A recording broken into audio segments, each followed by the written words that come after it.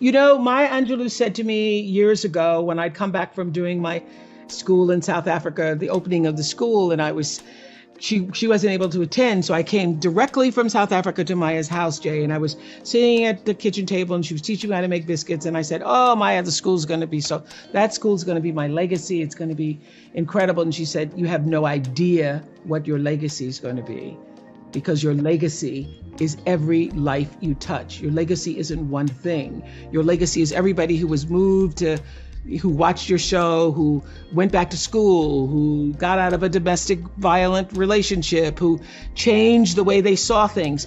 What I realize is that if you come into success and fame, and particularly fame, because fame is its own world in definition, because it really is based upon what other people think of you. So, because fame isn't what you think of yourself, it's what other people think of you. If you come into that and you don't have a grounded, centered self, you will be controlled by the outside instead of the inside. And if you come into that not in the fullness of knowing who you are and what you're supposed to do with that fame, whenever somebody likes you or doesn't like you, that determines whether or not you're having a good day or a bad day.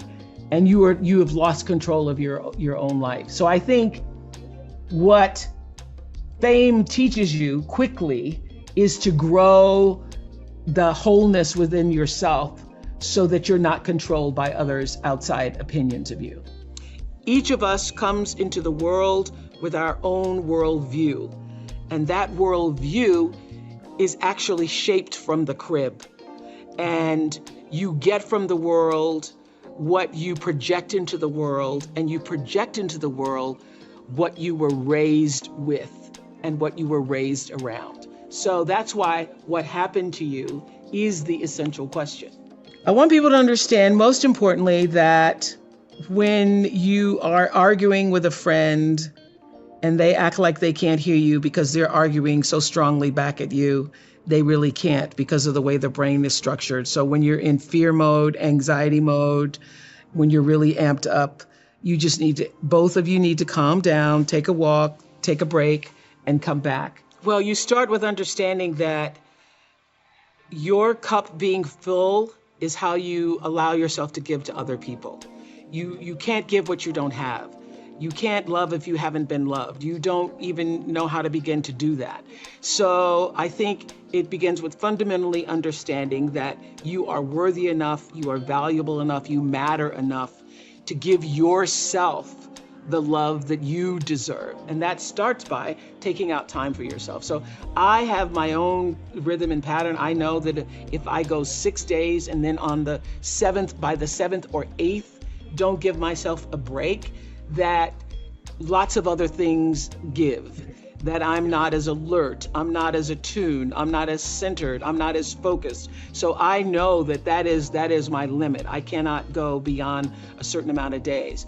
And for me, walking in nature is my solace. It is where I feel that I am one with all, and all being, all creation and, connected. For other people, it may be dancing, it may be music, it may be knitting, it may be whatever it is that brings some kind of rhythmic pattern into your life. Actually, it was Bruce and I were walking on my campus in South Africa, and there were a group of girls dancing literally on the lawn, because Lord knows they love to dance. And Bruce says, "Oh, that's not just," I said, "Oh, they're just having fun." And Bruce said, "Oh, they're not just having fun, they actually are healing themselves." Because the rhythmic pattern, that's why when you've been in an argument with someone, or you're in the middle of an argument with somebody, if you just go and take a walk, or you go and turn on some music and you start dancing, if you just have some form of movement, you feel better. One of the most important takeaways from what happened to you, I believe, is understanding how the brain works. You understand that when you're upset or in fear or angry or are in an antagonized state, and you're trying to reason with a person, a child, your spouse, your boss, your friend, they literally cannot hear you because the reasoning part of the brain is in the cortex, and what you're saying is only reaching the brain stem. So whenever somebody is dysregulated, which is what that is, being anxious and fearful and yelling and screaming, the thing to do is to calm yourself first. Then you will be able to help that other person get calm and regulated. That's how you get to reason. But if you both are just yelling at each other, literally, and you're going, you don't hear me, and you don't hear me either, and you don't, they actually cannot hear you. That's what I thought was so fascinating. One of the most important things I have learned with coping is to accept this moment for what it is. Do not spend your energy pushing again, and that's whether you are late in traffic or whether you are late on your bills and you don't know where the next paycheck is coming from to do it. Don't spend your energy resisting what is. You know, the 5 stages of grief begin with shock and denial and end with acceptance. I have found that to be a great formula for operating in any crisis or challenging circumstance. Get to acceptance as quickly as you can, and that will allow you to cope better with this present moment. Because when you are pushing against, I wish it wasn't this way. I mean, I've seen so many people during this pandemic. Last March, I can't wait until this is over. That was last March. Now we're a year later, and they've spent the year in resistance instead of, this is where we are. Not so sure when we're going to get to shore. I just better learn how to tread stronger. Oh, my legs are getting stronger in the tread. So being able to accept the treading moment for what it is, and having the wisdom, the faith, the understanding, the knowing that you're not going to be in this moment forever. Because if life does anything, it consistently changes. So for however long we're in this pandemic moment, it is not going to be forever. But how do I make the adjustment to accept the moment for what it is and stop pushing against it, using all of my energy, wanting it to be something that it's not? It's that whole adage of accepting the things you can change and being willing to live with the things you cannot. So that has been the most helpful for me. I don't have a problem coping because I immediately go to, this is what it is. Now what must I do to be fully present in this moment, not resisting and pushing against it? I thought trauma had to be a big, gigantic experience. You had to go through a tsunami, literally, if not literally a tsunami-like crisis in your life. A fire, a hurricane, a tragedy, a car accident, a stabbing, somebody died.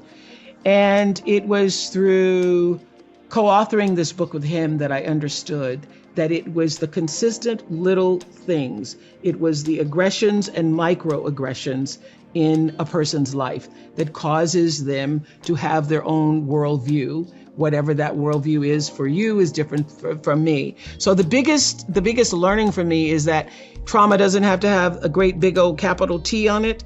It's really how you were loved, and that neglect and trauma are hand in hand because both are equally as toxic. Over the years of interviewing people, it was my greatest classroom. I was always paying attention to what people were saying and paying attention to their lives. And what I understood and could articulate, not through science, but just through my own observation, is that, people are as dysfunctional, as unhappy, as disoriented in their lives based on how far they are from the center of themselves. And the center is where wholeness lies, as you know. And so where there is no center and there is no sense of wholeness and love for yourself, there's going to be disarray, chaos, confusion, and dysfunction in your life. And I saw that over and over and over again, that people behave based on how they were loved and then how they were able to process that in a way to love other people. One of the most important points I think Dr. Perry makes in What Happened to You is that neglect is as toxic as trauma. And so even though you might not have had a trauma with a big T, it boils down to, did you get what you needed? And I have done so many interviews, as I know you have too, Jay, with people who are raised in the same family, and everybody in that family has a different experience. And sometimes siblings are arguing about a thing that happened because from their point of view, it felt like one thing, and from the other person's point of view, it felt like another thing. Well, that is the reality of life, that you can have 2 children, 4 children, 6 children raised in the same household, and they experience the love of their parents differently. And not all the kids could have gotten what they needed, and some of the kids got what they needed. So neglect is you not getting what you needed for your worldview, for your personal approach to life, your sense of self-values, your sense of self-esteem. And so I have seen in the thousands of interviews that I've done over the years that the level of dysfunction in a person's life is almost directly proportional to how they were loved, what happened to them, and how they were able to receive or not receive that love. So the what happened to you isn't, just for people who had the big T traumas, but it literally is what happened to you. Were you loved? Were you not? How were you loved? How was that love applied in your life? And were you able then to apply it in the rest of the world? One of my relatives say, I'm whipping you because I love you. Well, it certainly didn't feel like love. But I know that for that generation, the idea of I'm going to keep you in line and I'm going to make sure you're disciplined and that you're going to obey and do the right thing, in their minds might have felt like love, but certainly did not feel like or was interpreted by me to mean love. I mean, I think now, and I know if you are culturally raised the way I was, you have a lot of pain behind those whippings. And I remember doing a show on the Oprah show years later talking about should children be spanked, and a Black woman stood up and said, well, I got beat every day, and I was in the choir and my father beat me in front of the whole congregation in church, and I turned out okay. And I'm like, did you really? Because anybody who's ever been hit realizes the humiliation of that. What you feel more than anything, even as a little kid, is the humiliation of it. And what you are being told in that moment is that you have no value, that you are worth nothing, that you are so worthless that I get now to lay my hands on you and physically beat you. So it takes a lot. And I would have to say that it was a lot for me to overcome, to begin to understand that my life was of value. And as I say in What Happened to You, what did that for me were relationships with my teachers. I could cry right now thinking about the teachers who stood in the gap for me and made me feel valued, made me feel important. So it was only at school or speaking in church that I felt a sense of I mattered, that there was some meaning and purpose for me in life. I, grew up in these circumstances where I should have no self-values, no self-worth. But Bruce, as he explains in What Happened to You, you don't have to have it come from your family. Other relationships with people who are nurturing, supporting, caring, and actually just see you. So the reason why I loved school so much is because that's the place that I felt seen.